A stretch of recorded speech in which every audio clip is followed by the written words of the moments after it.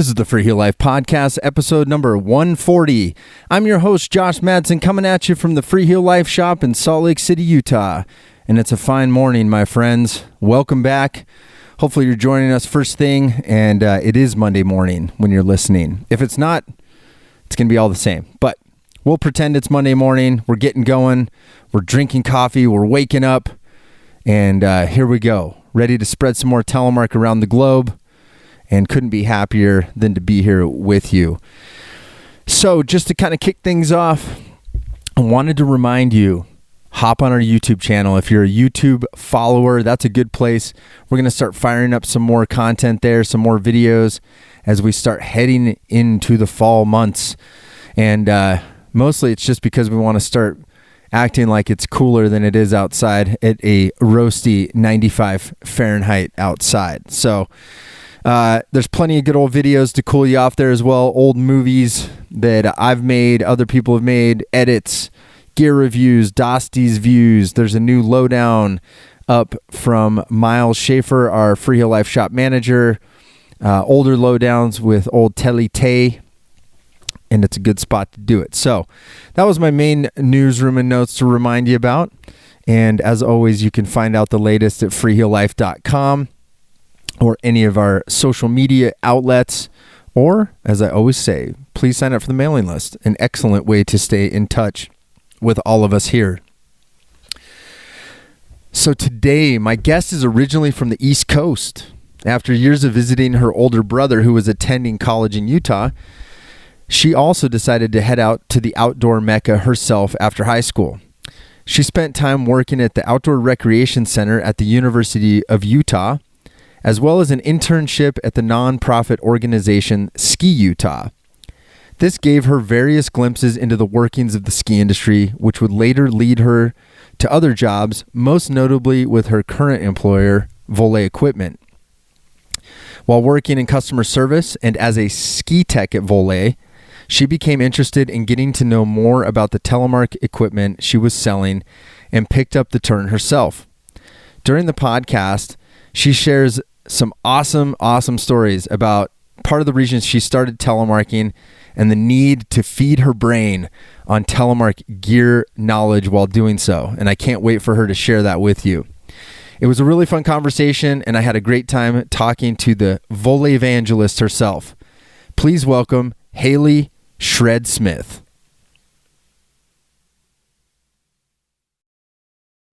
All right, Hayley, welcome to the Freeheel Life Podcast. How's it going? Great. What an honor. Thanks for having me. An honor. That's nice. That's a nice touch. I like that. Well, thanks for being here. Like I was saying before, everyone says I can't find enough women to be on the podcast, so I very much appreciate you proving that I can find women that are telemark skiing. This is a good thing. Yeah. There are a couple of us out there. There's a few. Yeah. There's a few. I start out every podcast. I'm always trying to figure out where people are from. I always think that usually leads to an interesting story about how you started telemark skiing. Kind of, sorta. Yeah, kind of, sorta. We can dive in there. I grew up on the East Coast. I'm a chowder head at heart. Grew up in Massachusetts, kind of the suburbs of Boston, like most Utah transplants, I feel like. Went skiing on the weekends here and there, just pretty recreationally, drove up Vermont, New Hampshire, Quebec, all the kind of classics. But I didn't ski race.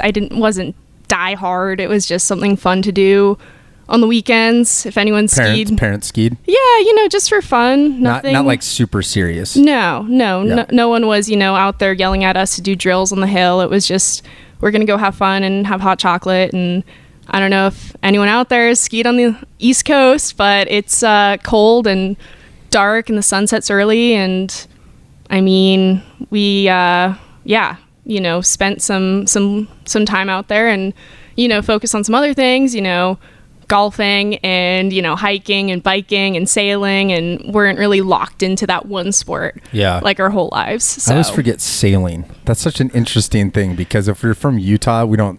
Yeah. There's no sailors here. There's no water. No. Yeah. So were you on the coastal side of Boston suburbs? Yeah, kind of that North Shore area. Yeah. Salem, Marblehead, if anyone out there. Marblehead. Yeah, so. Those are the like for the West Coast kid going to Marblehead. Oh. I'm like, the streets are super scary to drive on because you'll end up on like the ones that are like wagon size width and you know what I'm talking about. Yeah, they're like brick lined or cobblestone. And so try it now my way where I'm so used to that, and then coming out to Utah where you're just, oh my gosh, there's mountains everywhere. Yeah. So that was a little bit of a culture shock. Yeah. I guess that is the biggest difference. Like East Coast kids, everything's old. Mm-hmm. And then you get out here and it's like mountains and like the roads are super wide. And Utah's kind of weird. Here's a weird question. When you moved to Salt Lake, how long did it take you to learn the grid system?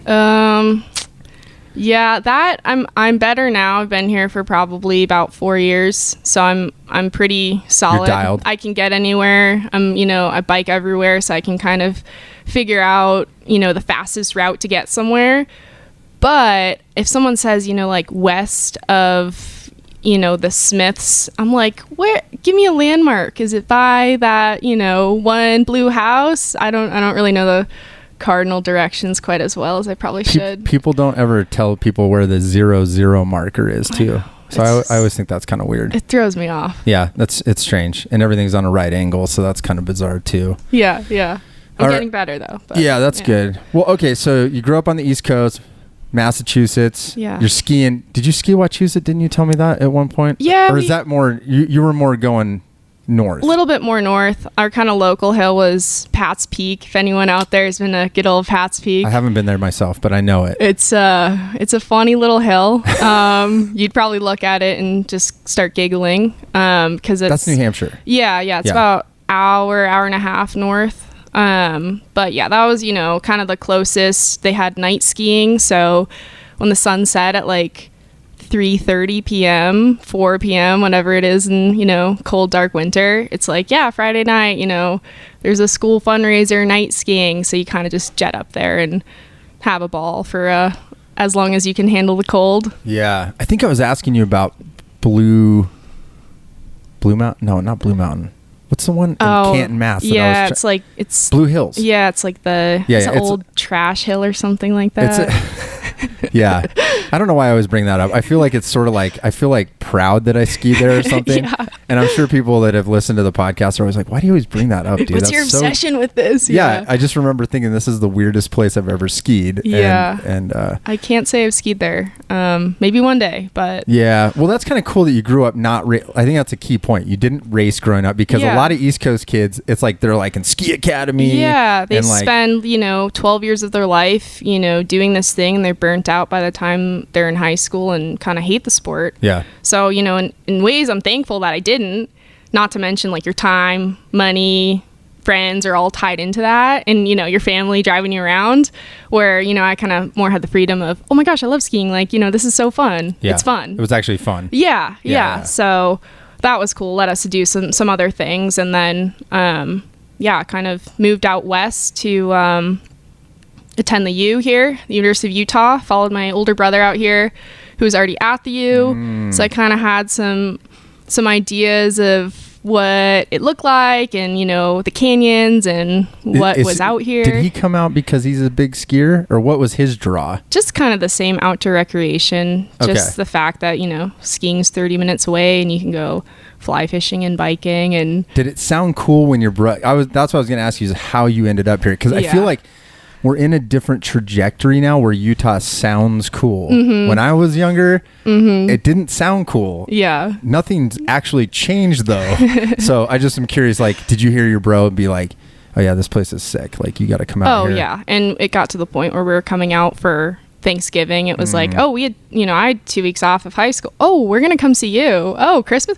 Let's come see you. So it was definitely kind of this big idea of, oh yeah, that's going to be, super awesome. That's cool. So yeah, kind of got to see it a little bit through him, and then, hear about his fun weekend trips and what he was doing. And I was pretty pissed. I was jealous, and I was like, oh, this isn't fair. Why? Like, Is there only 2 kids in your family? Yeah. Oh, okay. So it was just like, he's blazing trail out here, Yeah. and you're like stuck in Mass, just like, yeah, I was just like, I'm stuck at home with my parents. Like, oh my God, why am I here?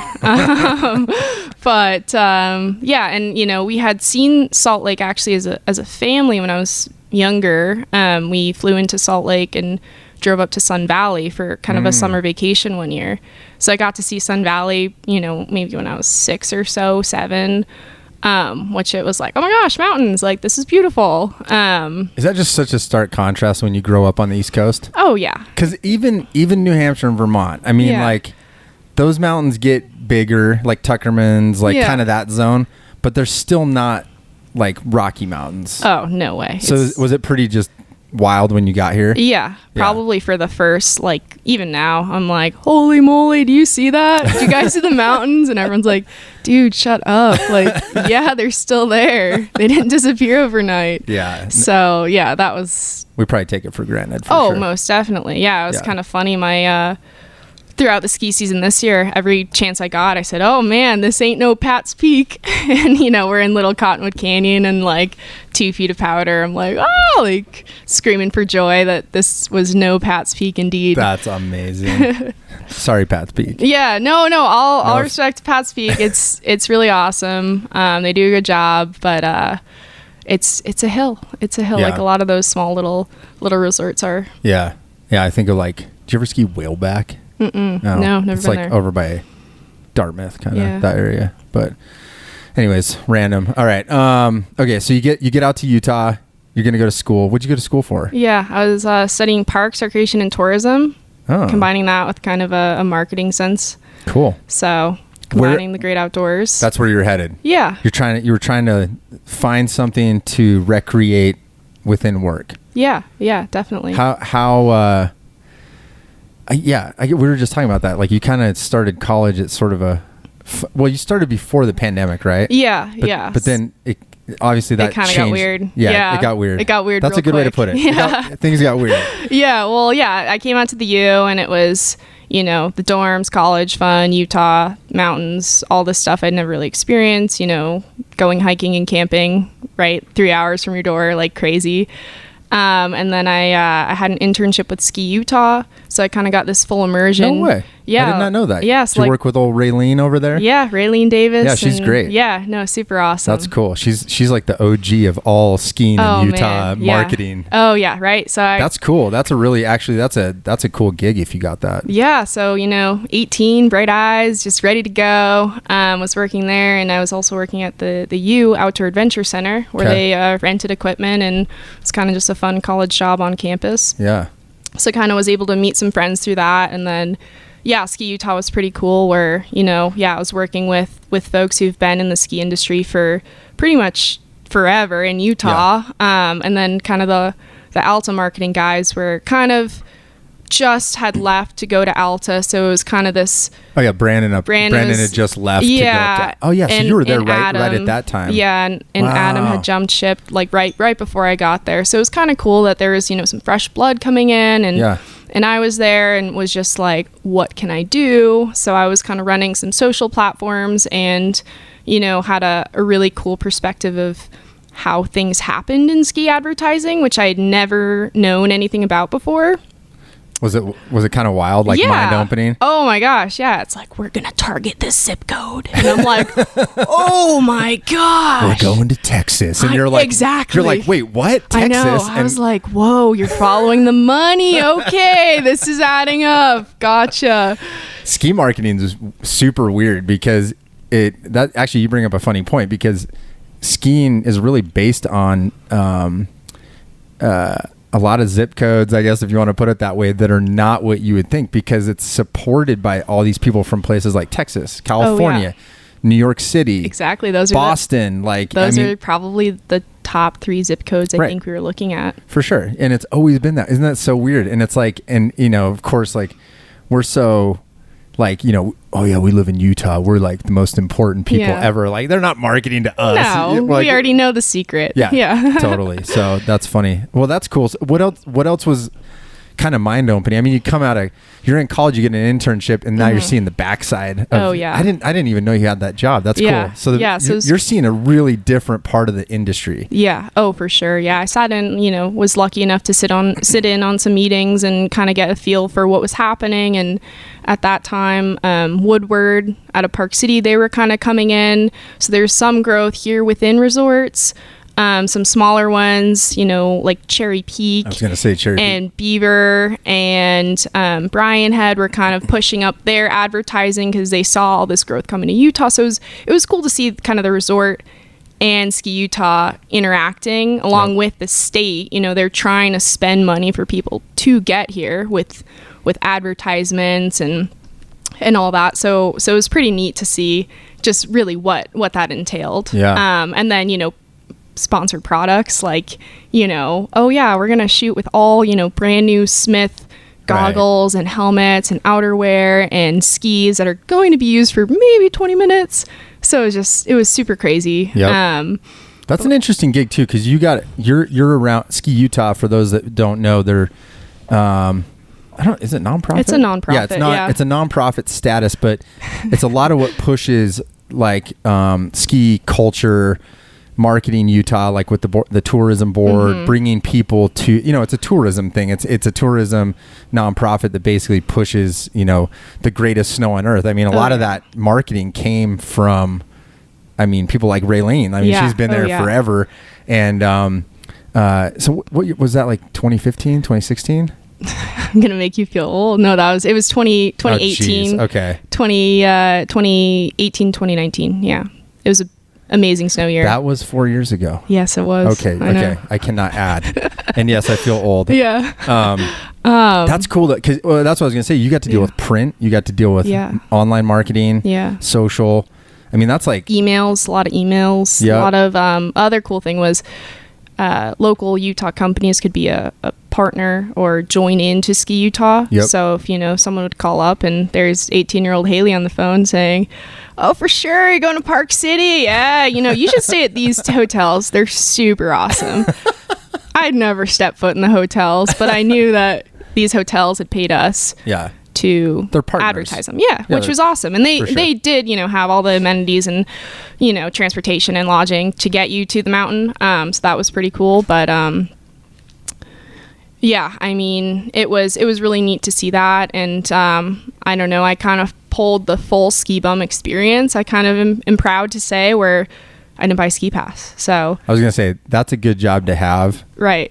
Because they have access to all the gold passes. Oh yeah, well, kind of, sort of, right? I guess you're the intern. I was Maybe an intern, so you're low on the pecking order. Yeah. They'd go skiing on a powder day, and I would answer the phone. But I was like, oh, the experience. I'm the intern. Like, this is sick. But yeah, they had passes, and we went skiing, and I was able, invited to some media days on some mountains so I could ski and see what was happening. But yeah, they had, free tickets for giveaways and stuff. And I was like, oh, I'm a college kid. I don't have a pass. And my boss, she would say, where do you want to go skiing this weekend? And I was like, oh, can I go to Alta? And she would say, okay, here's one for you and one for a friend. And all my friends had passes. So I went skiing on Saturday with one pass. And I went skiing on Sunday with one pass. So if you're listening from Ski Utah, you didn't hear that. Yeah. But if you're a ski bum kid, you know where to get a job. Right. And then on top of that, Outdoor Adventures at the U had shop passes to share. Yeah. So there's an Alta equipment you could probably try too. So you could rent out whatever you wanted for free if you worked there, and you had the opportunity to take out a shop pass. So you could, go to Solitude, Alta, Brighton. There's one Deer Valley, which was the coveted pass, but it was pretty awesome. So I skied for free. I got to see all the resorts, and so that was kind of the first year, and honestly, kind of my first introduction to telemark skiing was kind of both those opportunities. Yep. Where I didn't grow up watching tele ski movies. You probably didn't even know what it was, did you? Well, like, not really. Yeah, especially being not like the way you describe, like, I think people forget, if you're just sort of average family that's like, yeah, I ski a couple times a year, but you're not like reading magazines, like you said, or watching movies. You might not even come across it. Oh no. So, especially at Pat's Peak. Yeah. How many are at Pat's Peak? I don't know. Maybe if anyone out there is at Pat's Peak as a telemark skier, there's probably some hardcores that are I'm sure. I'm sure. They'll email me. Yeah. We're taunting you. Pat's Peak people, hit me up. I want to know. I want to know. Yeah. But yeah, so I mean, at Ski Utah, there's a couple, Telemark. I think there's maybe a blog or a picture posted. Did you ever meet Tony Gill? I don't think he was an athlete when I was there. I think he was maybe been a newer addition. Yeah. Telly Tony. That's him. Yeah. Shout out Telly Tony. I don't think he listens to the podcast, but he's a good dude. Yeah. He seems like he can rip for sure. Yep. But yeah, I kind of saw it through then, and then at Outdoor Adventures, we rented out full 75 fleet because our boss is a tele skier. So we had... Is that guy still there? He is. Wow. I keep hearing about this guy. He doesn't drop... He locked it? Yeah. He locked it down? He had 2 knee surgeries, and then they said, you know what, you're going to have to either not ski or ski cautiously. He's got a doctor's note, so that's cool. We'll give him a pass. So he says. I don't know. I haven't seen a scar. That'd be so brutal if we like... Yeah, let's not say his name, because then he'll be like coming to find us and we'll be like, pull up your pants, dude.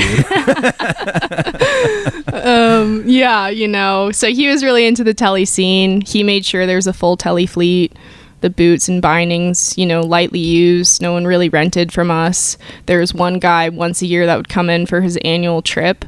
He rented out. It was a Volle switchback, and maybe it was like a Scott boot. It was something just totally random. Yeah. And like a Rossignol, like random ski that we got on, the university bundle package with, the full fleet. The kit. So it wasn't anything special, but, a lot of my coworkers, I remember this guy came in and I knew how to adjust them. That was part of our training when you first worked there. And this newer employee was like, "What's that? How do I put the boot in?" And my boss, former tele skier, was like, "Oh my God, like you're making me feel old. Get in here. Like sit down, watch this movie." Right. And so we're like immediately, watching tele films at work. On YouTube. Yeah. So that it was pretty comical. Why do you think that's funny? Because I always forget that rental fleet is at the university. Mm-hmm. It always seems to come up here and there. And then I also realize that when people tell me about it, they tell me that no one ever rents it. Mm. So what's like how, I guess I'm just curious, like as a university student, mm-hmm. is it the amount that it costs to rent, or is it like there's not something inspiring younger people to actually go do it? Or it's just a big pain in the ass and they don't want to do it because their friends are faster than on I think that might be a real, like the first reason is kind of they don't want to just be slow. No, I was going to say, not keeping up with their friends who are hucking cliffs because they're usually that good already. So they're not going to waste their time on telly where they have to start kind of from scratch. Yeah. But yeah, I mean, really reasonable. I'd say it's like, how much is it? Well, when I worked there a couple years ago, it was my last shift, but it was $25 for one night. That's perfect. So that's 2 days. That's one night, 2 days. Oh, because you can go night skiing that night. Yeah, so you could pick it up. You could pick it up 9 a.m. on a Monday and return it Tuesday by 7 p.m. and that is your 1 day rental. Oh, a one night. Yeah. So that was $25 with tax. As a student, it was maybe. I think with student it was a further discount, so maybe you're in $19 or something like that. And then $25 general public, and I think with tax you're in like $28. That's funny because I think I forgot that was there, and I remember when we first opened the shop and got rentals going, we're like, how do we price it for college kids? And we were, I vaguely remember trying to price it at a 12-pack of beer equally to a rental because I was like. Because then I would at least be like, come on, you got to try it. It's like you can get a 12-pack of beer this weekend or you can go Telemark skiing. But I don't know if that's a great selling point. Yeah. I don't know if it worked. But see, that's what's hard is like getting young people, I think, to try it it's tricky. Like you got to be exposed to it the right way. Right. Right. So you got to... I had no idea you had this background. This is great. Right? This is awesome. Okay. Well, so this is So you got the outdoor thing at the U. Mm-hmm. You got Ski Utah, and then somehow you end up at Volle. So how does that happen? Yeah. Working at OA, Outdoor Adventures, for a couple years. Then COVID hit. The world, shut down like everyone knows. I was in school. Kind of just decided, well, actually, let's rewind a little bit. Decided to take a little bit of a sabbatical joy journey. And I was like, I'm going to take a semester off. I'm already, ahead, brought in a bunch of AP credits. So I was on track to graduate early. Motivated high school kid. I know. Very well done. Yeah, I got out of a whole year of college What? with AP credits. I know. Wow. Yeah. Okay. Listen up, young people. This is how you do it. Yeah, it was cool, but I decided, I'm going to take pause. Going to go do something fun. You called it a joy journey? Well, someone in Leadville told me to call it that. We're at a bar in Leadville. Did that person graduate ever? They were a local in Leadville at a bar on like a random Friday night middle of January. Was it the Scarlet?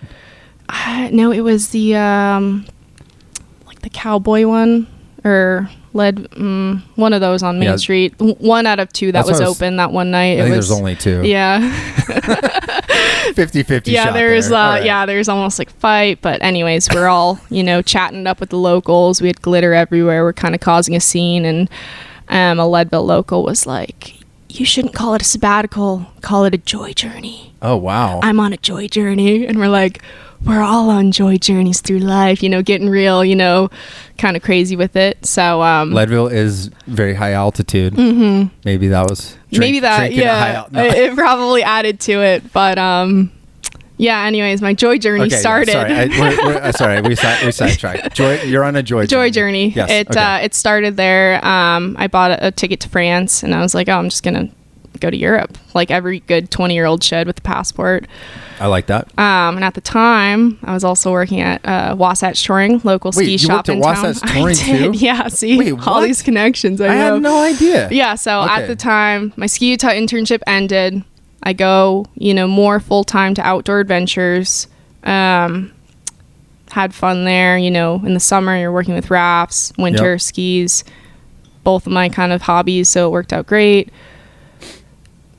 Picked up a second job at Wasatch Touring just to kind of fill in some time, random shifts, wanted some pro deals on bikes and accessories. Was it summertime when you started there? It was kind of shoulder season, so it was kind of the end of summer, early winter, so it was like fall-ish. So it was kind of cool. Then I got to see, how bikes work in a shop. And also you got to hang out with Lou. I did get to hang out with Lou. Lou is like legendary ski and bike technician of Salt Lake City. Oh yeah. Also used to play in an amazing ska band. Yeah. I saw. Did you ever hear him play? No. He played in a band called Insatiable. So go check out Insatiable, everybody. Yeah. Fantastic ska band from the 1990s Salt Lake scene. Yeah, the pictures and kind of videos I've seen, I was like, oh my gosh, this was you. Is he sax player? I think so. Yeah. Anyways, Lou is Lou. I don't even know how to explain that dude. He's a tinkerer, he's a builder, he's a fixer, and he knows a lot. He has I want you to get back to your story. I keep sidetracking you because I didn't realize we had all these interesting connections. Did you ever see him mount a pair of skis with a laser pointer? I don't think so. Okay, you're gonna have to explain that one. Yeah, side story. Yeah. So I roll in there. So the Wasatch Touring, I mean, that's where I grew up buying tele gear. So they were like, that was the shop. And then when I opened Freeheel Life, it was kind of like, okay, we got to beat Wasatch Touring out, and they were always incredibly supportive, and I love those guys. And, but I would always go in there and, I think finally they kind of were like, all right, you guys can handle the Telemark stuff. But when I went over there, when they kind of said, hey, we're going to just give you whatever. And they had all this crazy stuff in the basement. That basement's wild. Oh yeah. And so anyways, that day when I went in, they're like, I was talking to Lou, and I'm a fan of the ska band. I played in a ska band in high school. So we looked up to these guys, and then he ends up being the ski tech. Yeah. Anyways, we get talking in the back, and he's like, you know how I get my mounts perfect?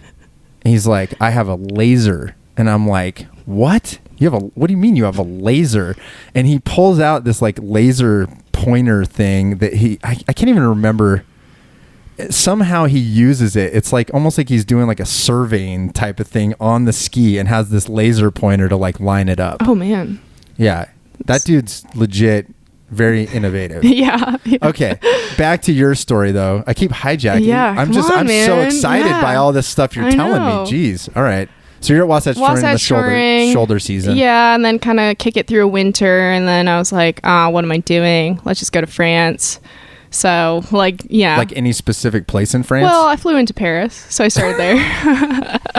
Did you know much? Do you speak French? Well, I took French in high school, up to AP French. Oh, what? So you can kind of speak. I could get around. Okay. Vaguely, you know. That's legit. I could place an order and understand kind of travel and stop signs and kind of what the city entailed. That's good because it's not like French 1, 2 or whatever, however it is in high school. Yeah, AP French is like you kind of get into it a little bit more. Okay. So that was kind of cool. Wait, did you go solo? Yeah. Oh yeah. You just like flew into Paris and you're like, all right, here we go. Yeah. All right, cool. Yeah, my parents are probably like losing their marbles. Like, oh my god, no. But they were, supportive and like, oh yeah, have fun. Like, check in, make sure you're not dead. Check in. Yeah. No, I was very much so connected still to American time, and kind of hung out, saw some sights, and I probably should have realized something when I first got there and the Louvre was closed, and I was like, oh, that's so weird, like why is the Louvre closed? Oh, so you got is this like February or March? Oh yeah, it's like February 2020. Yeah. Oh, so February 2020, I'm like, oh, that's so weird. The Louvre's closed. Like, there's this whole thing going around. Let's see where it goes. So I go to like the French countryside, and I was woofing, which is where you work on a farm in exchange for like a bed and food. Yeah. So found this, farm south of France. So I took a train from Paris, and I ended up on this, train to a bus to the small village outside of Nice, and I'm on this nice family's farm overlooking this beautiful valley, and I was there for a couple weeks, maybe something like that, just kind of hanging out. And some of them, the host farm family, they want you to stay for like minimum 1 week, maximum like 2. So I think I was there for about a week and a half, and it was like, oh shoot, the whole world is at a standstill. So like the world ended pretty much. And you're by yourself. And I'm by myself in this south of France. Small mountain village where there's no real cell service. I was on this guy's internet, and I was like, texting my parents, like, iMessaging. I didn't have like connection, and it was kind of silly, so I had to figure out that. Ended up going back to Nice. I was like, oh, I need to get out of here. Like, this seems bad. Like, at the time, Trump was like, oh yeah, no one can come back to America. And I was like, oh wait, no, but I need to come back to America. So fled to Nice, rebooked a ticket. I like to use the word fled. Oh yeah, it was like, I need to get out of here. Like, it was, March. What did the world end on? March 15th, 13th? Yeah, like 14, 15. Yeah, so I think it was like March like 12th, and I was like, we gotta go. So you're just like trying to get to Paris to fly. Yeah. So go to Nice, rebook a ticket. At the time, everyone was canceling flights. You couldn't get a seat on a flight. My mom is a nervous Nelly, so she is, frantically trying to rebook me a ticket. I'm trying to rebook a ticket. Anyways, by the luck of the, a million tries that we try to book a ticket back, I finally got one to LA. So it was leaving, maybe 2 days later, maybe on like that 14th or so. So I got the train from Nice to Paris, stayed one more night in Paris, caught an early morning flight out of Paris to LA, made it. Talk about customs lines and airports, and because everyone's just freaking out. Oh yeah, it was insane. It was every obnoxious American tourist in one spot at once, complaining, gosh. And no one had masks, no one had anything. It was pretty wild. But yeah, I made it back to LA. Getting through the LA line of getting back into America was insane. They had like CDC everywhere yelling at people, and it was probably like a 4-5 hour line. I'll have to show you a picture. It was insane. I was just saying, you went through De Gaulle to LAX. Mm-hmm. Oh yeah, because they were only allowing flights to come in through LA, Atlanta, and like maybe New York or something. That's crazy. So it was wild. And then, I had a connecting flight to Vegas and then Vegas to Salt Lake.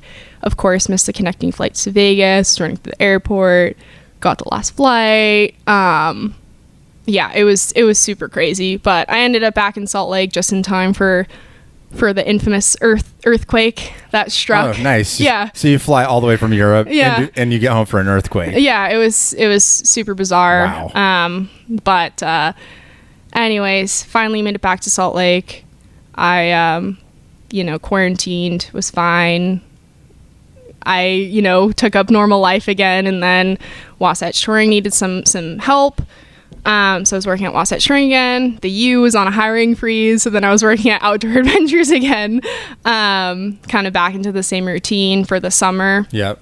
And then I joined a trail crew in Moab, ripping chainsaws on the Colorado River.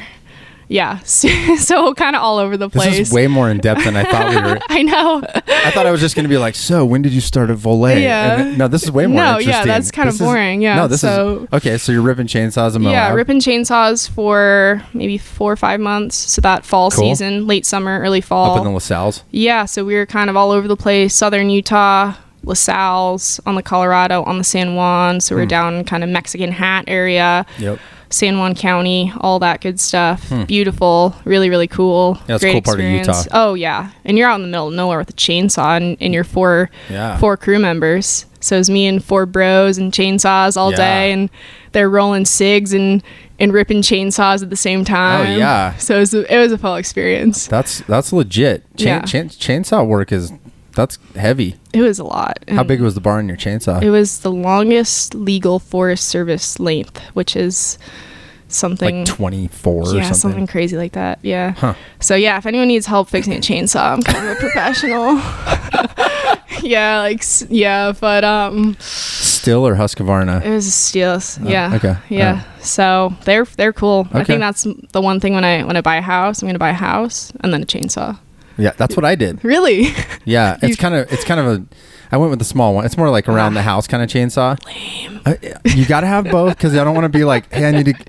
I don't want the girl to be like, hey, I need this branch cut, and it's like an inch, and I like whip out this massive chainsaw, like, Yeah. But no, I agree with that. Yeah, so that was pretty cool. And then I applied for a job at Volle in the McDonald's parking lot in Moab. I was living out of a minivan at the time.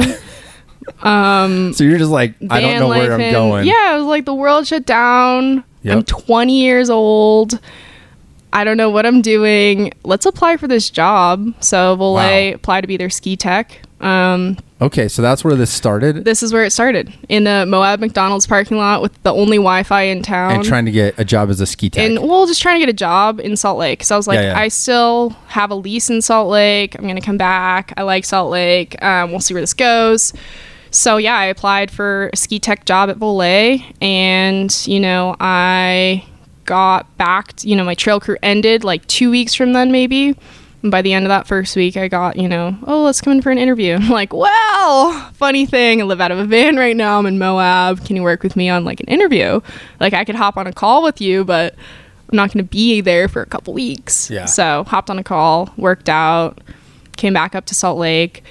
And I started at Volle the day after my 21st birthday. That's perfect, just in case they have some beer there. I know. So I'm like, legally, I can drink this now. So that was a good way to kick off my 21st year. Wow. Okay, that's cool. So I was a ski tech.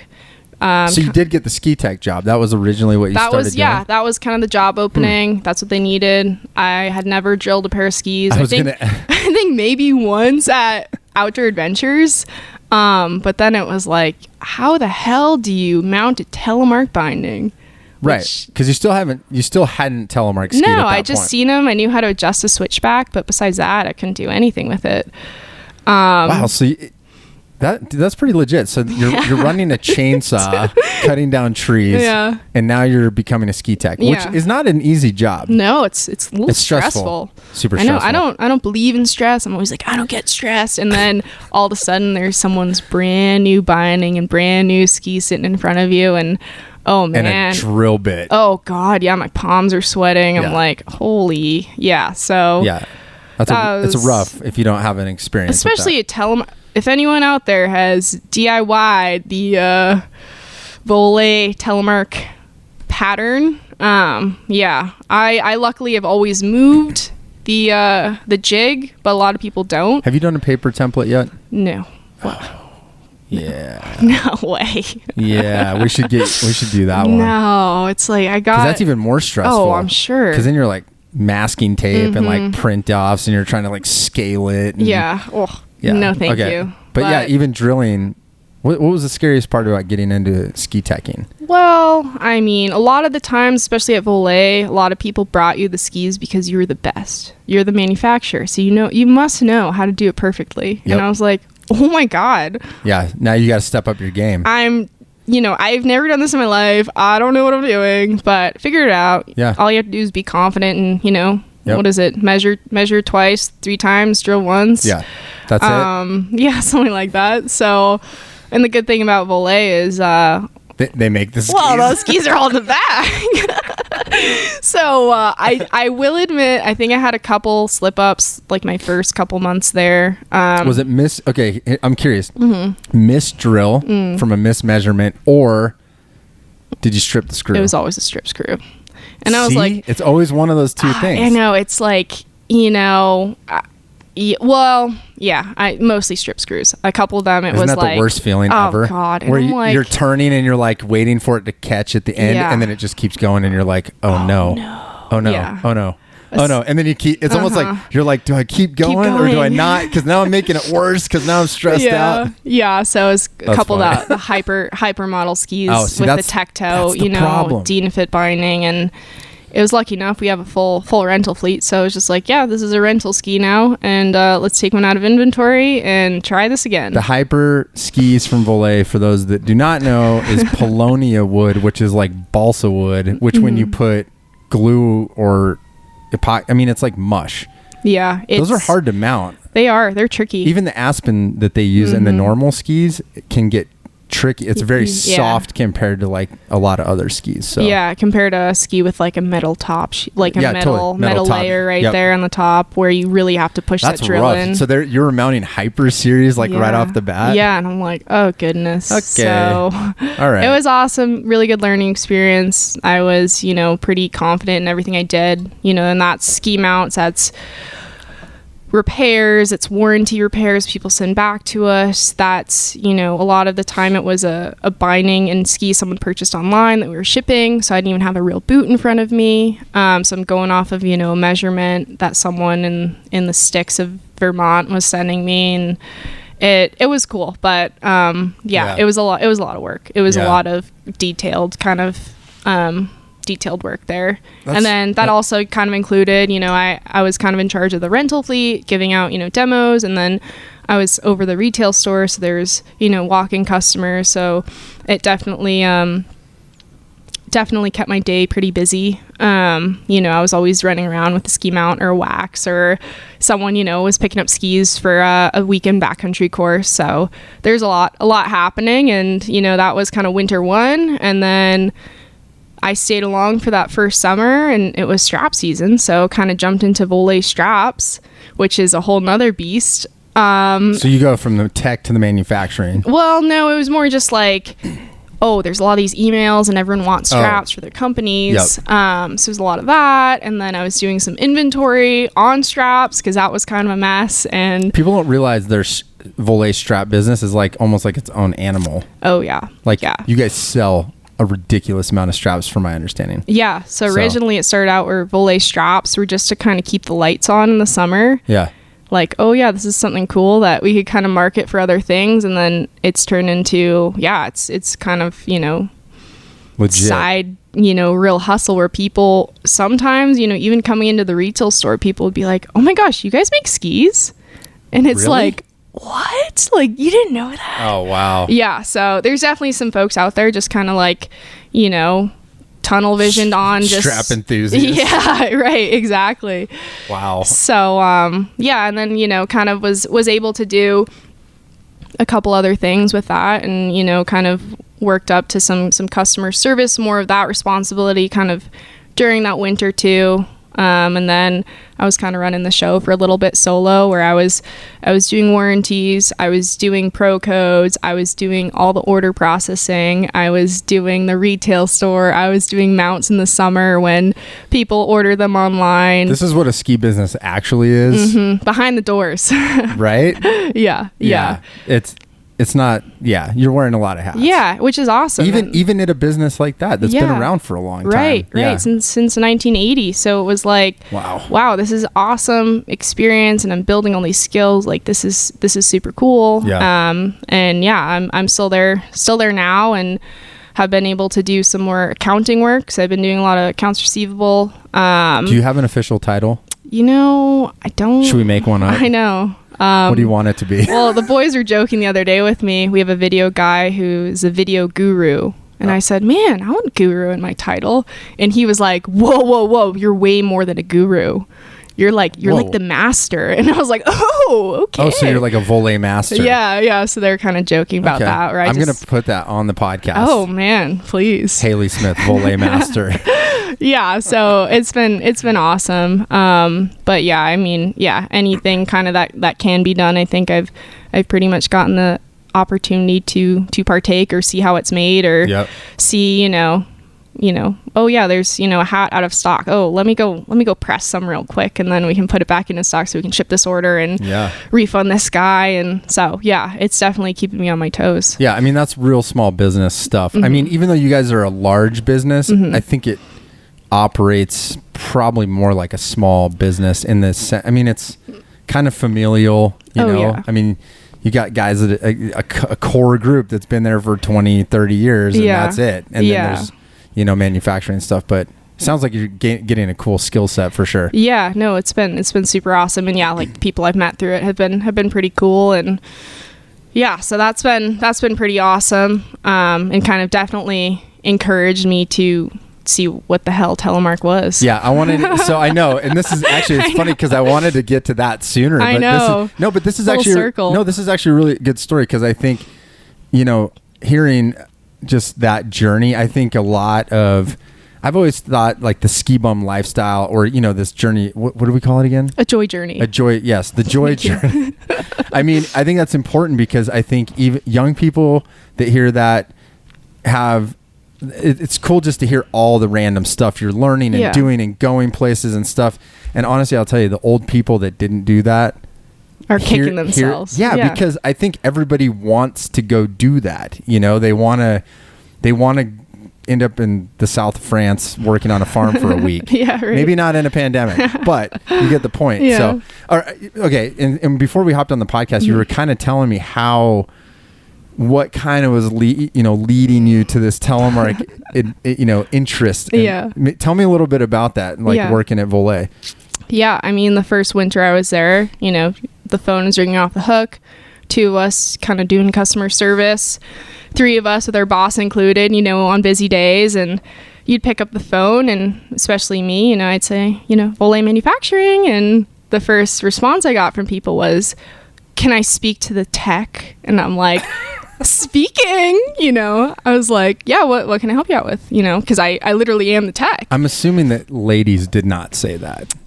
You know, I had a funny response from one woman who I picked up the phone, and she said, oh my gosh, they let a woman work there, and started laughing hysterically, because it was kind of the ski business. She owned a shop. I was working here, and she's like, oh my gosh, this is such a rarity. She's probably like, I'll hire you on the spot. Yeah. She was, you know, a New Hampshire kind of local that had, you know, been in the industry for however many years. But yeah, you know, it was definitely kind of the first question of, well, can I speak to someone else? And I was like, oh my God, people are crazy asking me this, really? So it felt kind of like good old boys, like calling on the phone. Yeah. That's crazy. And it was more, like, this wasn't just like a rare occurrence. This is probably every, 8 out of 10 calls I got. That many? Oh yeah. Wow. And I was like, this is bullshit. Yeah, like, totally. They haven't even asked if I know it yet. They're just hearing my voice and asking for someone else. Yep. So, kind of started off and I'm like, yep, I'm the only one here. What do you want? Like, come on, like, cut the shit. Let's get to it. What do you need? And it was always... I'm so glad you're from Mass. Oh man, I know. That had to have helped you. That had to have helped. My customer service voice is a little different sometimes. Yeah, but in my head, I'm like, are you kidding me? Yeah, okay, yeah. So I get to that, and then kind of right off the bat, just like, oh really? And then the questions were silly. It was, well, why can't I mount it on a hypermodel ski? And I'm like... A telemark binding. Yeah. And I'm like, okay, let's not do this. You knew this was online, but... So they're simple questions. I was frustrated. And then kind of the questions, I felt really confident at that point. So then the questions were harder sometimes. And they're like, well, can I speak to your telemark, specialist or something? And I'm like, we don't have that. No one here even tellies anymore. You should call Freeheel Live. Yeah, right. Exactly. And so I was pretty, just annoyed, just so annoyed. So the questions were getting harder, and I was, kind of fibbing my way through it. And I was like, okay, yeah, cool. Well, it says on the website, the X2 switchback is a lot stiffer. Oh yeah, you should try the normal switchback. I think that'd be great for you. So I'm kind of fibbing my way through it. And then, the questions were getting harder and harder, more detailed. And it led me down this rabbit hole of, oh my gosh, Freeheel Life. Let's watch all of their YouTube videos. Oh my gosh, Dosty. So you really... Oh, so then you got into Dosty videos? I went into a Dosty rabbit hole. That's dangerous. I'm glad you got out at some point. I think I'm still in it, honestly.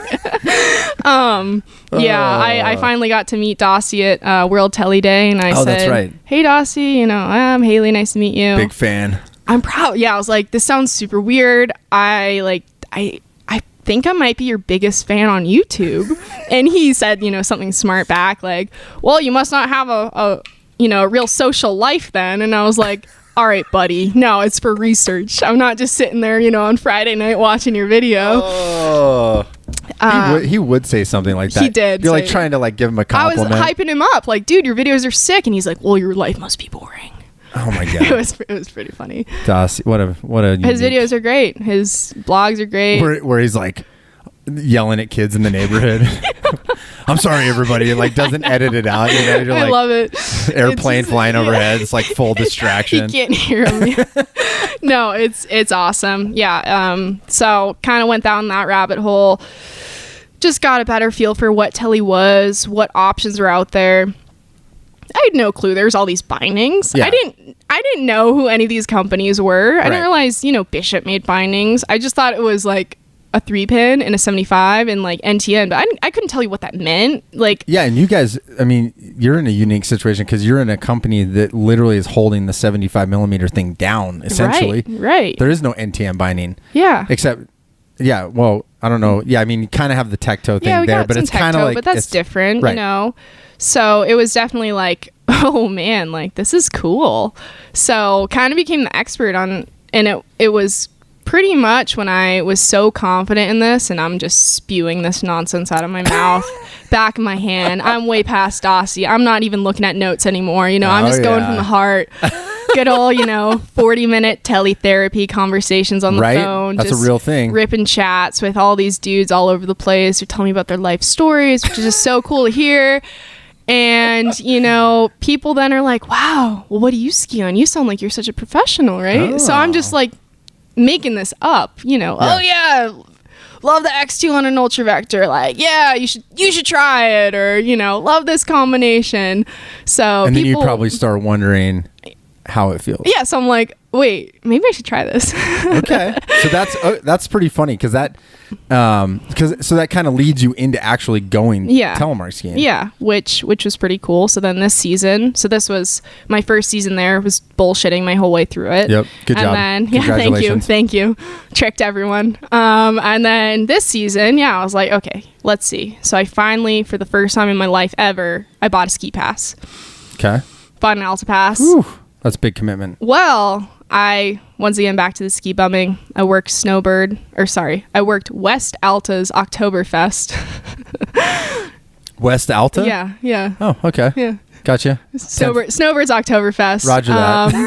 And I worked their Oktoberfest, and they're so desperate for workers, if you worked every single weekend, you got a free snowbird pass or $1,000 bonus. Dude, you're giving all the beta. I know, man. What? It's a real ski bum right here. I'm telling that's you. legit. I'm very impressed. You have you got a lot of bum tricks that I did not see this coming. Yeah, right. So take notes, young people that are moving to a ski town. Oktoberfest is hiring again. They're doing it again this year. That's smart. So it's pretty cool. Definitely in the thick of it. It was pretty painful, but I spent every weekend from mid-August to mid-October pouring beer. Worked all weekends. Did you have to wear like the garb? Yeah. You did? Yeah. Well, you did. It was an option. I call it the garb. What is it called? It's like a German. They had like lederhosen. Yeah, it is like lederhosen. Is that what it's called for girls too? The girls is a drindle dress. Drindle dress.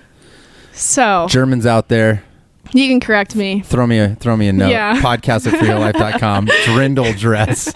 So yeah, if you could wear it for fun, you could also wear an ugly t-shirt. So I chose the fun outfit, of course. Perfect. Which then came with pretty disgusting comments from drunk Texan I was just gonna say you're not. Yeah, no, it was. You're putting yourself in harm's way. I know. At that point, right. Telemark phone calls with a bunch of dudes in drindle dresses at Oktoberfest. Yeah. So, anyways, you got a pass though. I suffered through it, got a pass, so Fair I was enough. pretty stoked on skiing. I was like, wow, I'm going to Alta every weekend. Like, this is legit. That's awesome. So yeah, kind of started there. First couple months, first month and a half. Pretty no real snowstorms in November, early December, and then I was like, okay, let's try this telly thing. Let's just get it done with. I need to know. It's it's already a shitty snow year. Let's just start with something. So I actually started on an NTN setup. I rented from you guys. Sweet. Boys hooked me up and hooked up a couple of my roommates too. So it was a group effort. I saw this. Yeah. There's a club. Should we mention the club? Oh, Do they want to shout out? It has to do with helmets, right? It does. Because everyone in a helmet girls in looks hotter. So it's hot girls in helmets. Hot girls in helmets. Which is just, I don't know, making fun of things where skiing should be fun. And somehow I don't remember. Somehow I saw that on Instagram. Probably World Telly Day. I think that was it. And I was just like, what? Or it was or it might have been a night skiing thing. Oh yeah. We made a reel. Yeah, that's what it was. Did you see it? I saw that and I was like, hot girls in helmets. Like, what is this? What the hell? Because is that when you rented the telly stuff? Yeah, we did. Yeah, a couple times with them. Okay. So yeah, started night skiing, NTN setup, Ultra Vector, Outlaw, TX Pro, which is just right off the bat. And it was like, oh my gosh, I don't know how to ski. I'm falling. This is frightening. Yeah. No instruction? We had a little limited instruction. Okay. Night skiing might have some beverages. It was, beverage, in pockets, in hands. We're out there, glitter dresses, no real snow outfit, just having a ball. So it was fun. Our legs hurt the next day. We're oh my gosh. But I was pissed because I wasn't good at it. So I was like, oh my gosh, when can I go again? Yeah. So you didn't link turns the first time? No way. Yeah. I couldn't even make a pizza. But it was fun. Oh yeah, I had a blast. Okay. So it was, super fun. Had a great crowd with us, which I think probably helped. And then kind of did that, I think, again the next weekend. Brought him to Alta. And then at some point, I think maybe early January, something like that, I was like, okay, I need to try 75. I still hadn't tried 75. So that was the whole point of it. I'm talking about this all day. Sell switchbacks.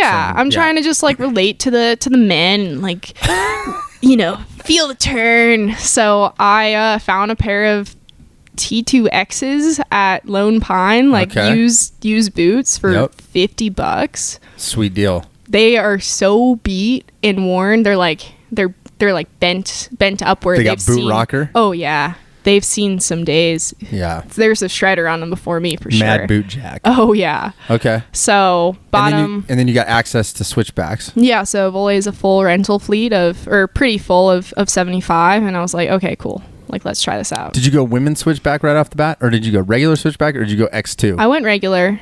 Regular switchback. Yep. So it's all mountain spring, regular switchback. Okay. My boot size is able to fit in that pretty good, and the women's. So I kind of had that opportunity to switch back and forth easily. Yep. So the women's spring and the switchback spring are the same.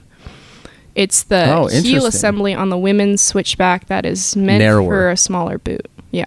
It's narrower, right? Mm-hmm. A little bit towards the heel. Yeah. Gotcha. But it's the same stiffness. It's just the X2 spring's stiffer. Yeah. So the X2 is about 25% stiff. See, I'm going into my spiel here. No, right? I'm loving it. Right? I'm kind of like now I'm like scared to ask. I'm like, do I know better than you? Probably not. So yeah, the X2 25% stiffer. So yeah, started with the all mountain normal ski, like, just try that out. Brought, I think, the women's maybe in my car. I just switched them out. I was trying it all. I'm telling you, I went full Dosty. I was skiing one boot in walk mode, one boot in ski mode. I had one women's switchback on one foot. I had an all mountain on one foot. I had an X2 on one foot. I had an all mountain on one foot. I was going through it. So you got it dialed. Well, I was just like, well, what's the difference? Like, I've been talking about this. Feel the difference with the switch. I feel like women's switchback to switchback, you wouldn't feel a difference. No, I was seeing kind of if it fit my boot. X2, I could see. X2 to regular switchback, I could see because the pivot point's different. Yeah, exactly. But I feel like the springs are hard to feel the difference for me. I mean, this maybe a little stiffness helps, but it's the pivot point with the longer toe that I think makes a big difference. What is it for you? Yeah, it was kind of that. I definitely felt the pivot, but I also like newer tele skier. I was like, oh my gosh, like it's kind of harder to get my knee lower. Like, whoa, like what's happening here? Okay, this brings me to my point. I was curious about this, is going to 75. Do you think 75, let me word this right, because everyone's going to be like, dude, you're always talking about NTN. You have to be careful on these things. People start coming after you. Do you think that the motion, like the range of motion of a 75 binding is easier to learn? Most definitely. Because you have more motion to get your knee closer to the ski. I think they're just friendlier. Yeah, okay. Do you think torsionally it's nicer to have? Because you don't get a ton of torsional twist anymore with the switchback because it's a hard wire. Right. Yeah. So I know some people who started on Targas. The Targas, and I think Nate saying he started on a Targa? I think he started on Targas. That's totally different. Way different. That's you're scooting and booting all over the place, and you're moving around. But a switchback, you've got the rigid rods. You're not moving. You're going up and down. But for me, it was easier. So after that first Brighton night ski where I'm on this NTN platform with a pretty stiff new boot, a pretty stiff new binding. Heavy pivot point too. Heavy pivot point. You really have to dig into that. Yeah, you really got to bend hard. I wasn't used to that. So I found that more difficult to start on than compared to that. Even the X2, which is a little stiffer, but I could, push my T2X down on that X2 just so much more. It was just easier for me. Yeah. That's why I was trying to be careful, because I think this always brings up the NTN thing, and I'm thinking...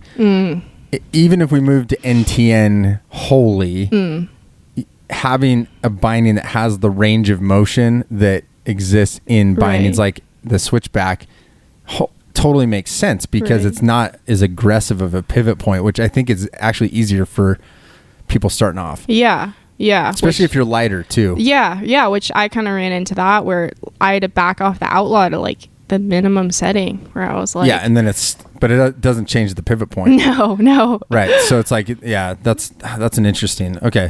So kind of explored with that, had a blast, and then I got more comfortable on it, kind of shifting that weight back and forth and doing your little dance and kind of just being more confident on that. Yep. So just kind of learning and kind of worked the Monday through Friday 9 to 5. So this was, night skiing, and then Saturday, Sunday.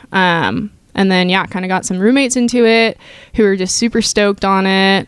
So kind of went out, as a crew, and then, kind of went out to Alta, hung out with the boys who were just complete rippers. And I'm like watching them, jaw to the snow, like, how did they do that?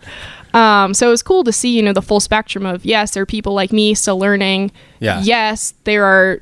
there was, T2 himself hucking stuff and doing tricks. And then I'm like, okay, I'm balancing. This is cool. Yeah, for sure. So, there's definitely that kind of learning curve of, okay, cool. This is this is different. Did it I'm curious. Okay, so now, because you kind of almost going backwards, you're like getting to know maybe the dark side of the culture through the phone calls. Yeah, right. Exactly. Not that that's dark. I'm not saying everybody that calls is like, because I love talking to customers too. Yeah. Like the telemark therapy is a real thing though. Totally. But also you're getting like the nitty gritty part of the culture, like the gear questions. Yeah. And then like, was it cool to kind of like start getting into like, hey, I'm going skiing on the weekend and be around people? Because did it feel inviting? I guess that's where I'm trying to go. Overall, between all of the different types of telemark levels and stuff. Yeah.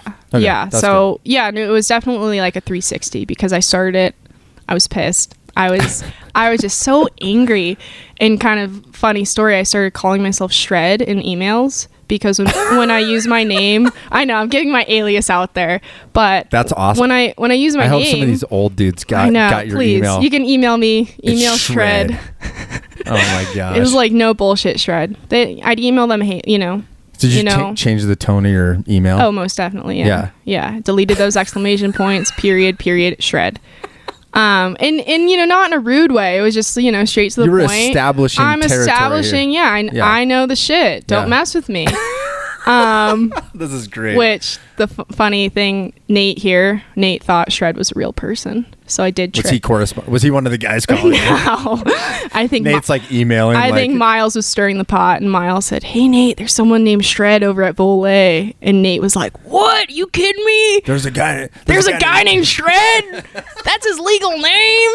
And meanwhile, it's just, you know, me sitting behind the computer, kind of giggling. That's legit. Yeah. So I mean. Funny. I used that. I was just like, you know, just kind of fed up. I was like, this isn't how it should be. Yeah. Like, why? Why is this happening? Did it help change the tone of the incoming emails? Yeah. So then it was like, oh, Shred knows what's up. Cool. Rad. Sick. Yeah, Shred, go People get are it. So dumb. I know. So it was like, come on. So I did that. Kind of teleskied, met a ton of really nice people. In real life, they're like, oh, you're trying it? Like, cool. Awesome. Like, how? Oh my gosh, how long? Oh my gosh, you should work on this. Try this. Oh, when I first started, oh my gosh, you like those boots? So it's just like real life interactions that are awesome. Yeah. Which I was like, okay, cool. There's like this community that's sick who are not these crusty old dudes that are yelling at me on the phone. I'm sorry. This is like the best story I've heard in a long time. So it's just like, cool, they're young people. I had friends at Telly, never really skied with them, and then I was like, cool, this is awesome. You Telly, I'm Telly, like, let's go, like, let's see. Oh my gosh, let's take a lap. Like, this is super cool.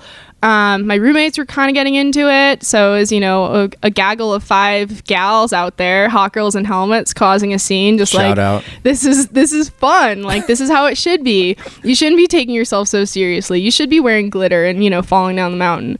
So kind of saw that, and then I think World Telly Day was kind of that first real life gathering of all these people where we were working kind of the demo booth at Volle, getting people out on 75, and then there's young people. There were old people. There were anyone in the middle who were like, oh, 75's not dead. Like, let's get it. That's an interesting gamut of people. Yeah. So it was anyone, you know, on that full Telly spectrum, all the boots, new boots, old boots, back in the day stories. So it was really cool to see.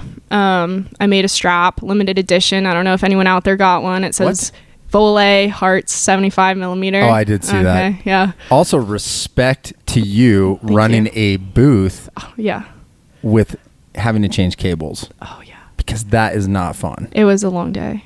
Like, anybody who's seen a Volle demo booth or anywhere where you have to take the cable off and put the new cable. I spent a lot of time by people's calves that day. This is the real reason we always have NTN here. Yeah, right. It's like we're like, it's the future. It's really comes down to the demo day. Yeah. We don't want to have to deal with that. Those. Yeah, I know my fingers were cold and wet, and but it was awesome. People were stoked. My roommates were all there, so I had 5-6 girls who were stoked on Telly. That's so cool. Are they still going to do it next year? Well, maybe. See, then it gets down to how are they going to get it. So we go back to this, overarching conversation. It's access. It's money. It's getting the equipment. It's rentals. They're interested, but it's just like how do you get into it? They have a perfectly good Alpine resort setup and they have a touring setup, why the hell would they spend another $1,600 on this? Or, even $200 is like, that's, no, I that's get money. it. Yeah. That's what I'm saying. Like, I feel like it's not the cool factor is totally there for the right people. Yeah. But it's just like, you can't get a hold of the stuff especially as a young person. Right. People are like, we need to teach the kids. Okay. Like, but even college kids, like just getting it in front of college kids, it's like, there's a lot of factors that go in, and a lot of it's just the price and then people access to know how to do it. Where you're going to find it. Why are you going to waste a whole season on the bunny hill when your friends are all, shredding? When you're 18. Yeah. That sounds not good. Right. Like for certain people, maybe it's okay. Yeah. But, there's kind of that. And then, World Tele Day, got to see just like the community interact. And even with my kind of group of gals that were there who were 21, 22, trying this for like, first, third time, there's these like, tele enthusiasts who are like, come on girls, let's go for a lap. We'll give you like some lessons here. This one, tele dad was like, all right, girls, let's go. We're going to give you a lesson. And it was the funniest thing. And he was, super nice and really kind of encouraged us to just try and, have fun with it. So that was really awesome. And then, I got to kind of experience that positive interaction. Went up to, actually took a trip to Colorado at some point this winter. Ended up bringing a tele setup. Cool. On a ski trip with my friends. Wow. Right? That's commitment. Where'd you guys go? We went down to, it was kind of Leadville area, so we went down to Copper and A Basin. Okay. Super awesome. Those are fun spots. Yeah, it was awesome. Sunny. We were wearing like dresses and jackets. It was such a warm winter. Like A Basin for sure is that scene. Parking lot. Did you guys operate in the parking lot? Yeah, well, a little bit. Maybe. Okay. Yeah, more on the mountain, I'd say. Yeah. But we had a blast, cool. And even then it was like Alta is such this little bubble, like Mad River is such this little bubble of everyone's kind of the same. They all love tele. Then you get out of it a little bit. A Basin, there's me and, one of my roommates on tele gear, and then we were going by and everyone's like, oh, tele, that's the best thing. So I was like, amazing. Oh, cool. Like, people are noticing us. Like, cool. Like, we're getting some cred here. Yeah. Like, nice. That's sweet. Clearly, they didn't see me make a turn, but sick. They just see the binding. They're like, you're awesome. Lost their marbles. Did you tell them your name's Shred? Well, yeah, that was kind of the joke. I'm like, yeah, Shred. Follow me. Hot Girls and Helmets, Shred. This is awesome. Yeah. I love that that's your nickname. And then, did that and then was able to go up to Sun Valley for that Hawaiian Nationals with the Freeheel boys and got to see that whole experience, which is just so wild. That is, and you get there was a little bit of a slippery slope, so to speak. Well, I felt like I was back in Pat's Peak, man. Okay. No, it was a little chilly. Pat's Peak powder. Yeah, it was icy. You could just hear that. They had to like delay the race because it was just so icy. They were trying to like let it melt a little. Yeah, they're like, we're going to let it warm up 20 more minutes. Still just. I think that was the first time I'd ever seen Taylor almost fall. He took the race course extremely fast and just went and then kind of caught himself, and I was like, oh man, if he's falling on this is bad. I'm gonna fall. This is bad. What am I doing here?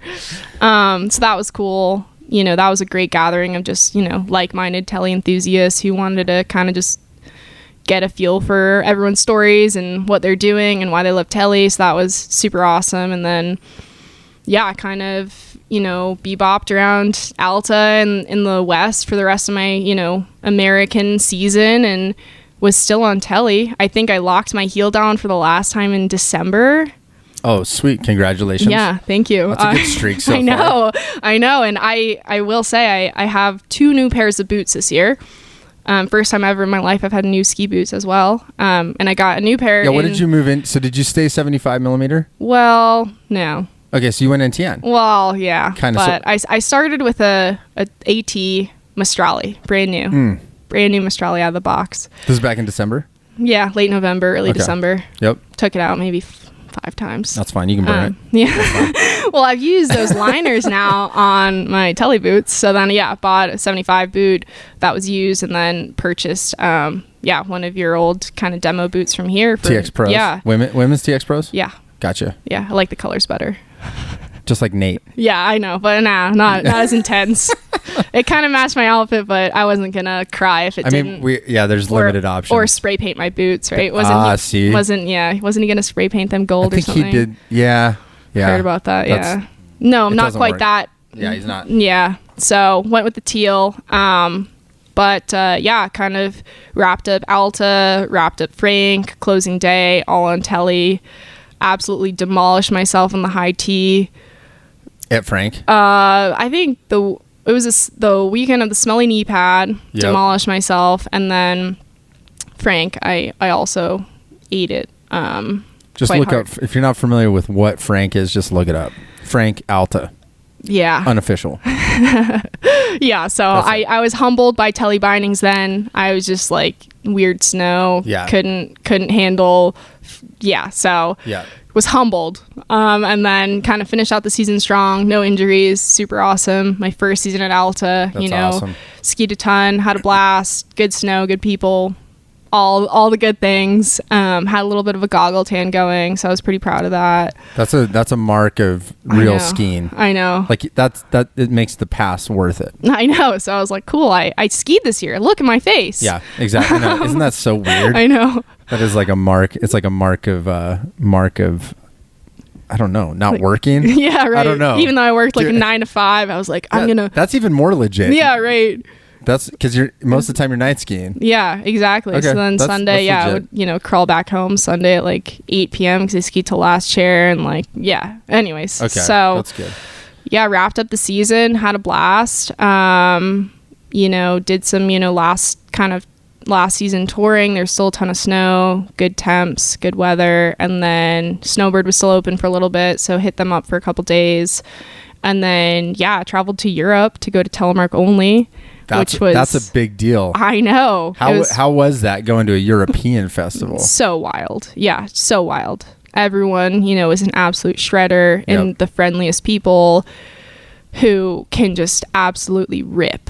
Oh my gosh. Yeah. And they're on these like little itty bitty European. They'll like to shred the groomers. Pieced skis. Yeah. The unpieced skis. Yeah. What was it like going from Volle? Like, were there a lot of 70? Did you see a lot of Volle bindings over there? That was kind of the funny thing, because at work I was like, I'm going to Switzerland. This is going to be awesome. It's a Telemark festival. And everyone's like, oh man, we've been there back in the day. And you should, you'll see all the bindings, right? You'll see the releasables. You'll see the OGs. So I get there expecting this. And I think we saw maybe 2 or 3. Yes. Max. Right. Which there was one on someone's like fun wooden pair of skis. So it was like, it was a 3-pin cable on a wooden pair of skis. Okay. So that was kind of like classic setup. Gotcha. And there's an OG switchback, like the original, like 06 switchback. And I was like looking at it and I'm like, oof. Wow, that's been here for a while. Red cables. Yeah. Oh yeah. The triangle cutouts on the toe plate is kind of the key fact there. And yeah, and then I think there was maybe one other switchback. Yeah, it's like gear can be really regional, like what Most you definitely, see. Yeah. Huh. So it was big on the Meja, big on the NTN, big on the Euro race kind of bindings. So yeah, that was just kind of eye-opening. Like, oh my gosh, there's so many people here. So many people are enthused by this silly sport. Like, what is happening? Like, this is so bizarre. So that was just super cool to see and just meet all those people and kind of just they traveled all around Europe to come to this one Telemark event and kind of party it up with tele skiers. What a crazy way to end the season. Yeah, is to see that. That's wild. Right. Yeah. So kind of like went from one day night skiing at Brighton to you're at Telemark only. Holy moly, I'm at a Telemark event in Switzerland in like this beautiful place. That's so rad. So yeah, it was definitely quite the journey. That's amazing. That's a cool winter. I love that.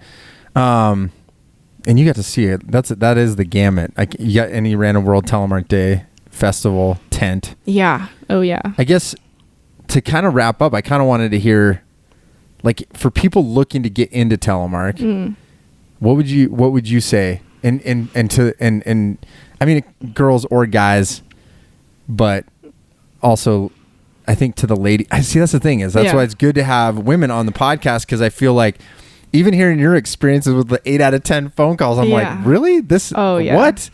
I mean, maybe it's intimidating to even get into telemark. Most definitely. I mean, if who knows, maybe that's what it's like going into a shop or something. Oh yeah. Yeah. Even like any type of, not to get all on my woman horse here, but you're going into like a gear shop and it's like, growing up, I played golf. We'd go into a golf store, me and my dad, and they'd only look at my dad and say, "Oh, what are you here for, sir?" And he's like, "My daughter's clubs." Like, okay. So just kind of that, or a bike shop. And I worked at a bike shop. So it was the same kind of bullshit where it's like, can I speak to someone else? Can someone else check in my bike? And I'm like, okay, they're going to tell you the same thing. Yeah. So it was a lot of frustrations there. And I can see why someone can be turned off from any of those sports so easily, because you're not supported. People don't want to listen to you. So you just kind of have to take no bullshit, get that fire in your belly and call yourself Shred and say random stuff. Like, just, I don't know, do your research, be like the most informed person out there. So there's like, no one can question what you know. Yeah, that's great. Well, I think that's a good eye opener for me too. Cause it's, you don't want to think that it's like that. And I mean, even as a dude, when I opened Freeheel Life, I was like, I remember, like Tay and Ashley and LeBlanc, when we started, I was always just like, be nice, everybody. I mean, and we're all really nice people, I think in general, or we try to be, but I remember thinking like, that's how we got a lot of business, because all the other shops were so mean to people. Yeah. And then, I mean, you're sort of like adding that next layer of like, maybe it's just a bunch of dudes and they got a bad attitude and they're thinking that you're, as a woman, maybe you're not even like there to get stuff. Right. You're picking up your boyfriend's skis. Yeah, exactly. No, I'm Shred, dude. Yeah. What's your problem? Dude, where the fuck are my skis? Also, closing note. Yeah. You have your own ski that says Shred on it now? I do. Yeah. So just tell me before we close up. I know that can be the concluding thought here. This is rad because you just started telemark skiing. You're working at Volle. You end up in Switzerland, and as a gift, I think. Do I have that right? Well, what kind of gift or if you work there, kind of the unofficial rule, Volle prints their own top sheets, so there's that ability to put in a custom top sheet is kind of how it works. So yeah, I was like, hell yeah, I've been here for over a year, busy winter, limited kind of resources. Let's get these custom skis, build up my own graphic, kind of pull the Volle retro logo, put that on my ski. And I was like, yeah, this has been ridiculous. I'm putting my Shred Smith on the bottom of it. So kind of towards the bottom tail of it, I've got Shred Smith. Oh my gosh. And then kind of the funny addition to that, I don't know if you saw my addition on it. I don't think so. Well, so my ski production guy, Adam, he prints them all, right? Yep. And so the first pair they printed, and somehow it got messed up with the boys in the back. Wrong layers, didn't come out right with the camber. It's kind of experimental kind of cord and inside there, and it didn't really work out too well. So they tried round 2, and on round 2 he adjusted my file on it, and underneath where the binding goes, kind of my ongoing joke at Volle is I heart hot telly dads. Oh my god. And so seriously? Adam added that to my graphic. Underneath the binding it says I heart, with the heart emoji, hot telly dads. Oh my god. Hot is in all caps, and then it's telly dads. That's amazing. It was just like kind of the like Easter egg there, and everyone thought it was hilarious. That's and I was amazing. I was kind of pissed because I was like, Adam, you should have made it bigger. It's not big enough. It's little. It's covered by my binding. You're gonna have to like lock your skis up when you walk away. I know. That's so awesome. So that was it was a great conclusion then. And on my custom skis, I put an outlaw on it, and I was like, hell yeah, my heel is free. I love that. That's so cool. Yeah. Well, welcome to the family. Yeah. Thank you. That's awesome. And thank you for sharing all that. That's a fun story. Like it seems like you've been having fun the last couple of years. Most definitely. And I think that's the most important thing. And I really picked up on that too, is just you're skiing because you have fun. Most definitely. And I think it's really cool that you're being able to see all these different aspects of the ski industry. This was a fun talk. Yeah, this is awesome. Appreciate you doing it. Thanks for having me. And if anyone has any Volle troubles out there, shoot me an email. Give me a call. Ask for Shred. I'll be around. You can follow me. I'll have to do my plug, right? Sorry. Plug it. Where can people follow you? Well, I don't know if I'm an official teleskier yet because my Instagram handle doesn't include that. You could change it. I mean, this is changing times. I know, but no, I mean, like you could just not use. Oh, right. I'm not a sheep. Yeah. Right. Yeah. Exactly. So you're a lion, not a sheep. you can find me. A Groovy Gal is my Instagram handle, at a Groovy Gal. I usually post behind the scenes at Volle and some fun bike adventures and whatnot. So yeah. And hot girls in helmets. And hot girls in helmets. That's my side hustle. Yeah. If you wear glitter and you wear a helmet, you're a hot girl in a helmet. I love that. Yeah. So for all the ladies out there. Or men. Dudes. Anyone. Yeah. Just wear a helmet and be open to glitter. And just be nice. Yeah. Be friendly. God damn Have fun with it. Yeah. Gosh. I love that. Yeah. All right, Shred. Yeah. Good talking to you. Thanks for having me. All right. Yeah. See ya. Bye.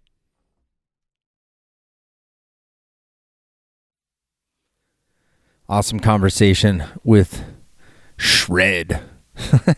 Best nickname around. I think the thing that stands out most to me about that podcast, there are a couple things. One, just I love that kind of just her getting out there and sort of, I don't know, sticking it to the man, literally. Those phone calls, like people hassling her on the phone, and just, I don't know, people need to chill out. I'm always saying that. Be nice to people. And I'm glad she's sort of dug in and got familiar, even learning telemark skiing, learning the gear. And I just think that's such a cool story. And I think that the call sign Shred, I think, is an amazing testament to just it's a testament to just, what, I'm going to handle this and get it done. So bravo on that. I really appreciated that. And then just, honestly, talking through this stuff with Hayley, I think really what was fun is it reminded me a lot of just like kind of that, it took me back to when I was younger, and just that young desire to like get out and travel, see things, kind of the ski bum ethos, if you will, and sort of the unknown journey ahead. And I'm always a big proponent of that.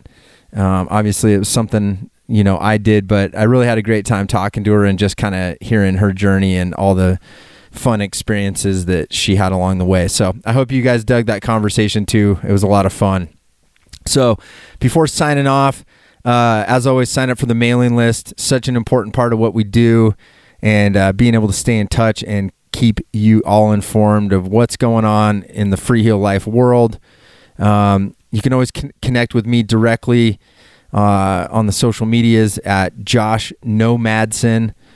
And because I was once more of a nomad than maybe I am now, but you get the point. You get that name and you're stuck with it. So you can find me online, and also check out Freeheel Life at Freeheel Life, Telemark Skier Mag at Teleskier Mag, or you can go to the websites freeheellife.com, telemarkskier.com. And we would love to have you visit there. If you want to get a hold of me about podcast-specific stuff, podcast@freeheellife.com. And the rest of the crew, customer service at freeheellife.com. Lots of emails, lots of websites. It goes on and on and on. Just like telemark skiing goes on and on and on. And I will be back next Monday talking about even more knee-dropping extravaganzas than you could ever possibly imagine.